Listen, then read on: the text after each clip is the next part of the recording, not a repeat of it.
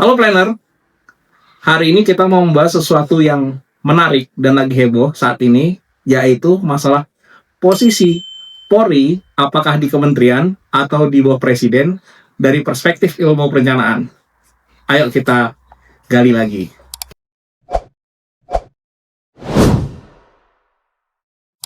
Teman-teman, saya sebenarnya mau cerita dulu awalnya. Kalau dalam ilmu perencanaan itu kita pasti mengenal apa yang namanya pasar persaingan bebas.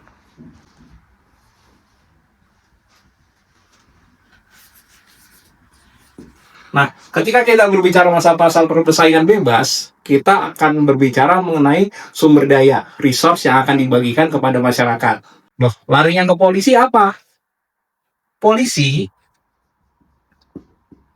dalam konsep common pool resources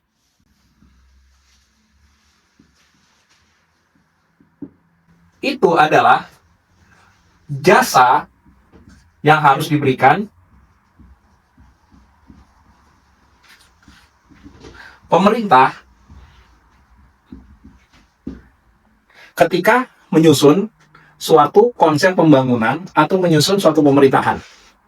Sampai di sini paham? Di mana posisi polisi?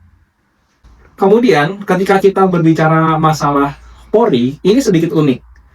Kita lihat sebelum reformasi, Polri berada di bawah ABRI. Ini dari segi konsep sebetulnya agak sedikit aneh. Karena apa? Kita harus kembali ingat bahwa tujuannya ada polisi ini adalah sebagai common pool resources atau sumber daya yang harus gampang didapatkan oleh masyarakat. Goalnya apa? Goalnya keamanan. Titik. Terkait sama common pool resources ini, Klosterman menjelaskan bahwa 96% common pool resources, salah satunya keamanan, dan hal-hal yang krusial yang dibutuhkan masyarakat itu sudah pasti dikelola oleh negara. Tadi saya sudah jelaskan bahwa goal, tujuan adanya kepolisian dalam konsep perencanaan adalah memberikan rasa aman, yang notabene-nya itu harus diberikan 24 jam oleh pemerintah. Saat polisi sebelum reformasi dan sesudah reformasi, sebelum reformasi, polisi ini adalah militer. Goalnya apa? Bisa jadi kita ngomong keamanan. Walaupun kalau dari teori umumnya bukan ini. Bukan keamanan masyarakat, tapi keamanan negara konsepnya. Nah, sudah reformasi, polisi adalah sipil, dan dia adalah apa? Dia adalah bertugas spesifik untuk keamanan masyarakat.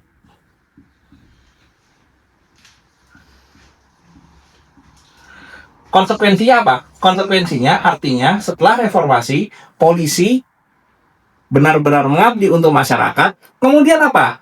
Selain mengabdi untuk masyarakat, akuntabilitasnya polisi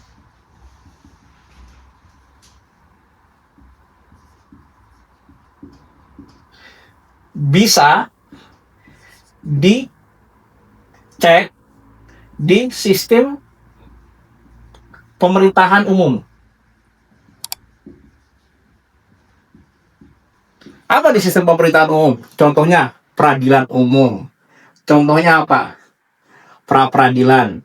Contohnya apa? Polisi bisa digugat perdata. Ini beda konteks ketika polisi masih militer.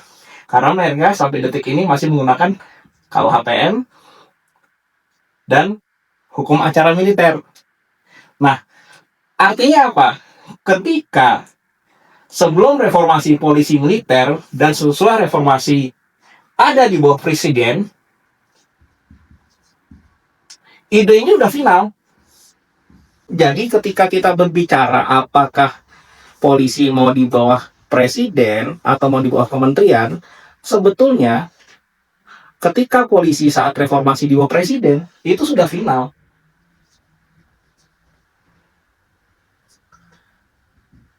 Karena isunya bukan apakah polisi di bawah presiden, apakah polisi berada di bawah kementerian, atau polisi di bawah lembaga lain. Isunya apa? Isunya mengembalikan polisi menjadi suatu lembaga yang memberikan servis kepada masyarakat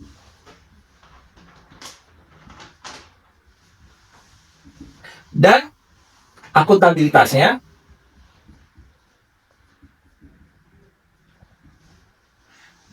dibuka atau dapat dibuka umum, seperti audit oleh BPK, pengadilan, dan lain-lain. Artinya apa? Ketika polisi sudah di bawah presiden, harusnya ini sudah final dalam konsep ketatanegaraan. Karena tidak perlu dipertanyakan lagi mau di bawah mana. PR-nya sekarang justru bukan kita berpikir apakah mau ditaruh di bawah presiden atau di bawah kementerian. PR-nya sekarang, ketika sudah di bawah presiden, what next? Nah, kalau dari konsep ilmu perencanaan, ketika kita berbicara what next, kita berbicara masalah tata kelola. Nah, kita pahami bahwa kepolisian memang banyak masalah. Banyak yang masyarakat tidak puas. Tapi, ini semuanya kaitannya dengan manajerial, masalah tata kelola. Ketika kita berbicara masalah masyarakat Indonesia yang sangat heterogen,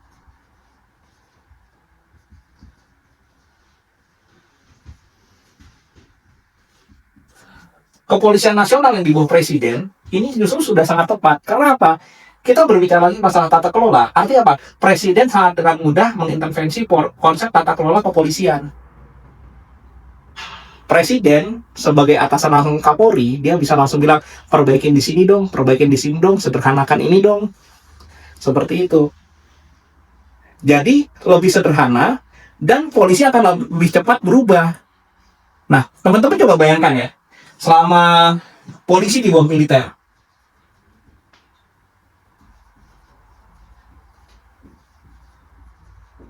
apa yang terjadi kira-kira?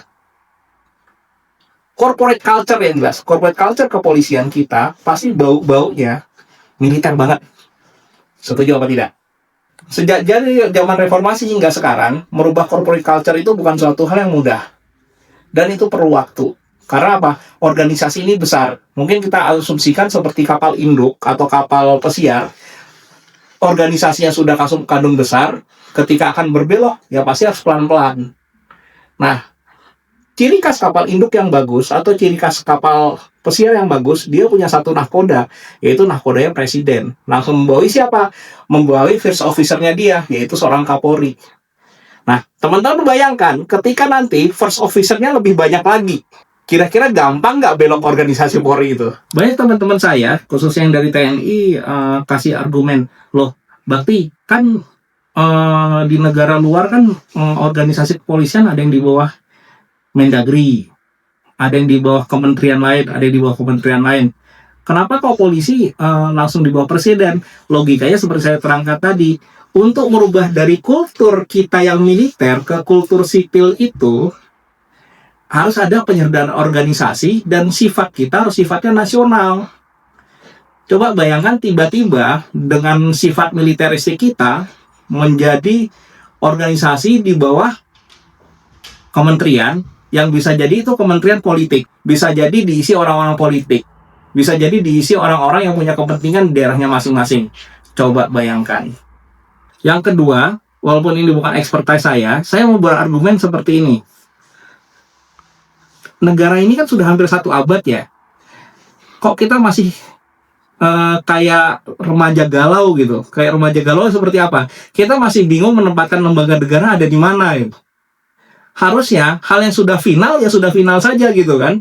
Sudah final dan sudah ideal ya cukup. Nah, idealnya polisi apa? Idealnya polisi bukan di bawah siapa, tapi idealnya polisi itu adalah dia adalah civilian police, punya tata kelola yang bagus dan apa? Sesuai sama teori Common Pool Resources tadi, dia mampu memberikan rasa aman 24 jam kepada masyarakat. Nah, itu argumen saya dari teori perencanaan. Sekarang kita berbicara, mau ditaruh di mana kek, segala macam. Ya itu tadi, kok seperti remaja galau saja gitu kan. Kita ingin taruh di sini, taruh di sini. Akhirnya saya akan timbul sedikit pertanyaan yang mungkin saya anggap itu adalah semacam research question. Kenapa sih isu polisi di bawah kementerian ini jadi masif?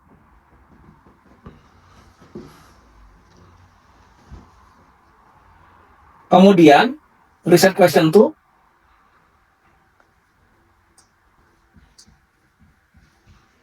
kalau misal tidak puas dengan kinerja polisi, apakah dengan merubah organisasi tersebut dipindahkan ke suatu tempat lain, apakah menjadi solusi? Karena sudah kejadian, 98 kita di bawah tentara, dipindahkan menjadi di bawah presiden. Apakah sekarang mau dipindahkan lagi? Padahal polisi kita sudah cukup tua. Negara kita juga sudah cukup tua. Sebetulnya nggak krusial, harusnya negara ini sudah mapan. Oke, polisi di bawah presiden. Yang diperbaiki apa? Diperbaiki tata kelolanya, mungkin disederhanakan polanya, mungkin remunerasi ditambah. Nah, kenapa saya berbicara masalah remunerasi? Dari teori crime prevention, mungkin teman-teman sudah merasakan polisi banyak masalah. Mungkin ada namanya police corruption dan lain-lain. Yang harus dilakukan apa?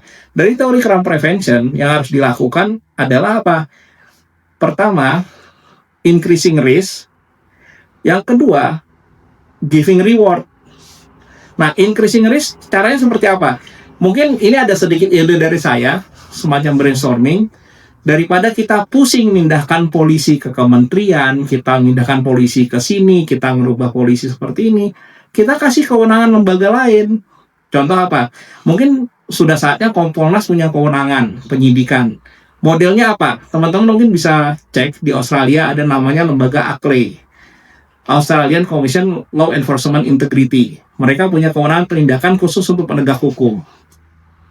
Mungkin Kompolnas punya kewenangan penyidikan, sehingga apa? Polisi-polisi yang bermasalah disidik langsung di Kompolnas, langsung bisa disidang. Kemudian mungkin solusinya apa? Kita tambah remunerasinya. Nanti bilang, itu buktinya Kementerian Keuangan gajinya ditambah tetap aja korupsi. Ingat teman-teman, kita merubah satu generasi. Kita bukan merubah seperti membalikan telapak tangan. Kalau teman-teman lihat Kementerian Keuangan, sekarang anak-anak mudanya dengan gaji yang seperti itu, rata-rata mereka sudah merasa cukup. Nah, sudah mulai ada generasi-generasi baru yang tidak mau korupsi, sudah cukup dengan penghasilan mereka, dan profesional.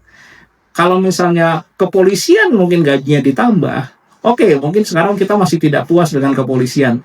Cuma, satu generasi lagi, mungkin lulusan-lulusan baru sekarang, kedepannya mereka jadi pimpinan, teman-teman akan merasakan kita punya kepolisian yang profesional dan siap melindungi masyarakat 24 jam. Itu hanya hipotesa saja, tapi nanti di seri berikutnya coba kita buktikan dengan model. Di seri berikutnya kita nanti akan coba kutak-atik model kebijakan. Saya sedang membuat model kebijakan mengenai masalah ini menggunakan Bayesian dan menggunakan sistem dinamis. Nanti kita lihat apabila angka-angka itu kita simulasikan, apakah signifikan atau tidak ketika ada perubahan organisasi. Saya punya hipotesa yang akan dihasilkan apabila kita memindahkan suatu organisasi ke tempat lain, itu hasilnya tidak akan signifikan. Ya mungkin, maaf, tanda petik, mungkin memuaskan beberapa orang yang merasa, kok saya di bawah kementerian, tapi kok kamu bisa mandiri. Nah, bisa jadi seperti itu. Tapi dari sisi ketatanegaraan, mungkin dari sisi manajemen, pengaruhnya tidak signifikan.